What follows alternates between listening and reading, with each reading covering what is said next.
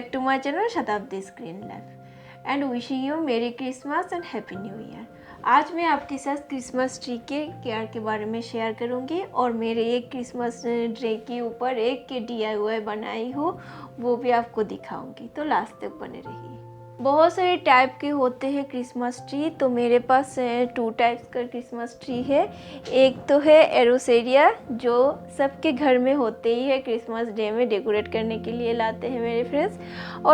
और ये एक है पेंसिल फाइन ट्री, वो भी क्रिसमस ट्री के नाम पे जाने जाते हैं, उसको भी डेकोरेट करते हैं। दोनों की केयर एक ही होते हैं। मैं पहले बोलती हूँ क्रिसमस ट्री के सॉयल मिक्स के बारे में। क्रिसमस ट्री के सॉयल मिक्स में आप 40% garden soil, 30% sand, 30% compost, 1 tablespoon आप बोन मील और एप्सम सॉल्ट मिक्स करना। ये सॉयल मिक्स आपके हो तो क्रिसमस ट्री आपके साथ बहुत आराम से चलेगा, क्योंकि सॉयल मिक्स बहुत ही इम्पोर्टेंट होते हैं, इसलिए आप सॉयल मिक्स का ध्यान रखना। अब बोलती हूँ सनलाइट के बारे में। ये Christmas plant indirect bright sunlight बहुत पसंद करते हैं। ये जो क्रिसमस प्लांट है ये पार्शियल लाइट में बहुत अच्छे से बढ़ते हैं, इसलिए आप सुबह की 1-2 घंटे की ब्राइट लाइट इसमें लगा देना और देखना पूरे दिन के जो समर टाइम का जो पूरे दिन के धूप है वो धूप इसमें मत लगाना, क्योंकि लगाने से क्या होगा, इसके जो लीव्स है ना, इसके जो टिप्स है ये ब्राउन होके गिर जाएगा, तो आप इस बारे में ध्यान रखना। तो क्रिसमस प्लांट के जो सनलाइट है पार्शियल लाइट में ये बहुत अच्छे से बढ़ते हैं, आप इसका ध्यान रखना। और एक चीज़, आप जब भी इसको आप लाइट लगाओगे आप एक चीज़ का ध्यान रखना, इसको अच्छे से रोटेट करना, क्योंकि आप जब भी इसको एक साइड देखना, जब भी रखोगे इसके एक साइड सनलाइट लगेगा और दूसरे साइड डार्क एरिया में रहेगा, तो क्या होगा, जिस साइड में ये सनलाइट मिलेगा वो साइड अच्छे से ग्रो होगा। तो आप इस बात का ध्यान रखना, हफ्ते में एक बार इसको ऐसे रोटेट कर देना, तो इससे पूरे साइड में इसको लाइट मिल जाएगा। अब बोलती हूँ वाटरिंग के बारे में। क्रिसमस प्लांट को सॉइल पसंद नहीं है, इसलिए आप जब भी वाटरिंग करोगे फिंगर डिप मेथड का आप यूज़ करना। सॉइल को चेक करके फिर आप वाटरिंग करना। ज़्यादा ड्राई भी रहना पसंद नहीं है और सॉगी सॉइल भी पसंद नहीं है, इसलिए आप वाटरिंग के टाइम इस चीज़ का ध्यान रखना।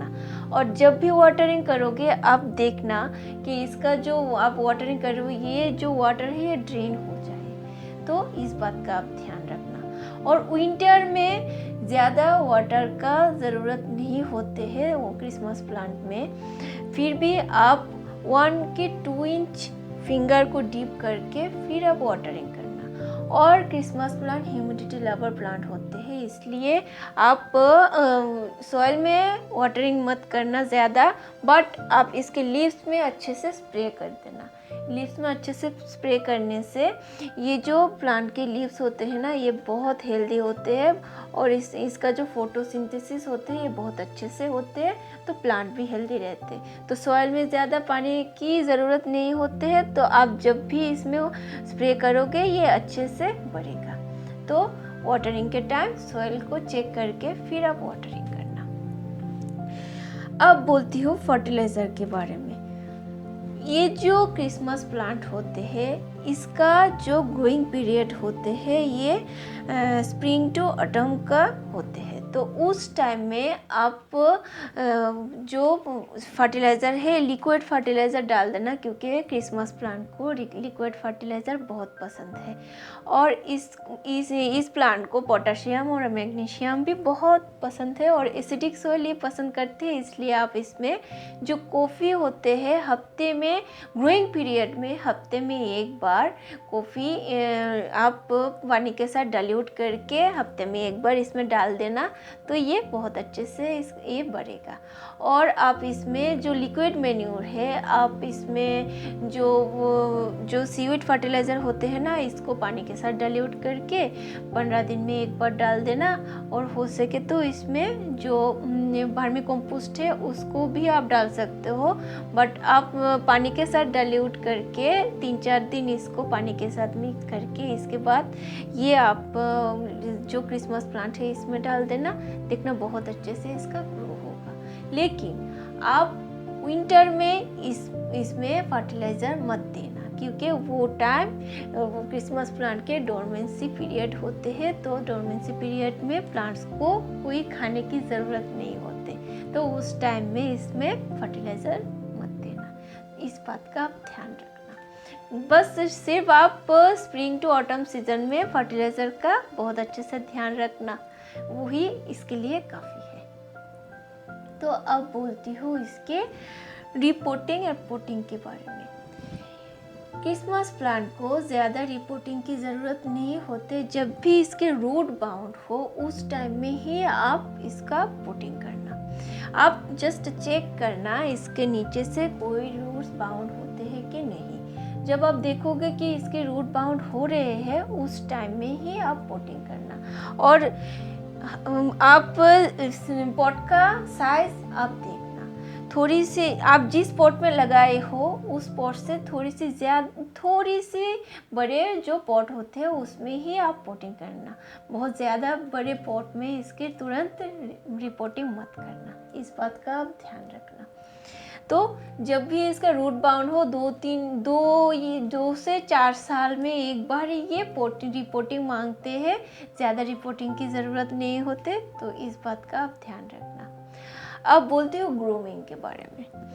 ये जो प्लांट होते हैं आप इसका टिप कटिंग मत करना, ठीक है। ये जो क्रिसमस प्लांट होते हैं ऊपर से लंबे होते हैं। अब जब भी इसके टिप कट करोगे तो क्या होते हैं, इसके साइड से इसके बढ़ेगा, तो ये जो क्रिसमस प्लांट की शेप्स होते हैं वो ख़राब हो जाएगा।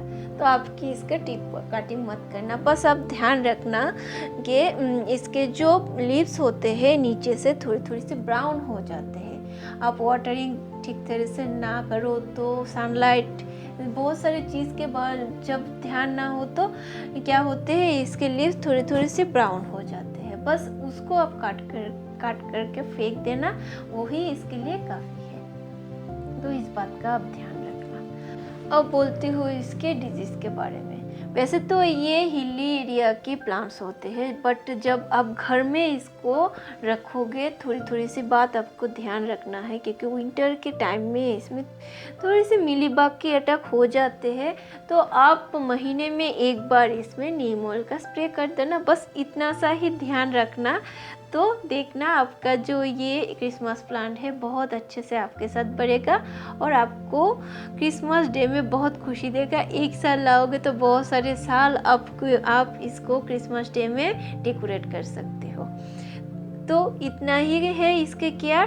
तो अब मैं दिखाती हूँ एक DIY जो क्रिसमस डे में मैं बनाई हूँ। ये देखिए, आज स्पेशली क्रिसमस डे में ये DIY मैंने बनाई हूँ। ये देखिए जीसस क्राइस्ट, और ये जो ओकेशन है ये पूरा डेकोरेट किया हो। आप भी ये घर में आप कर सकते हो, आपके किड्स हो तो ये बहुत एंजॉय करेगी। मेरी बेटी तो बहुत मस्ती किए है उस टाइम में, तो आप भी ये कर सकते हो।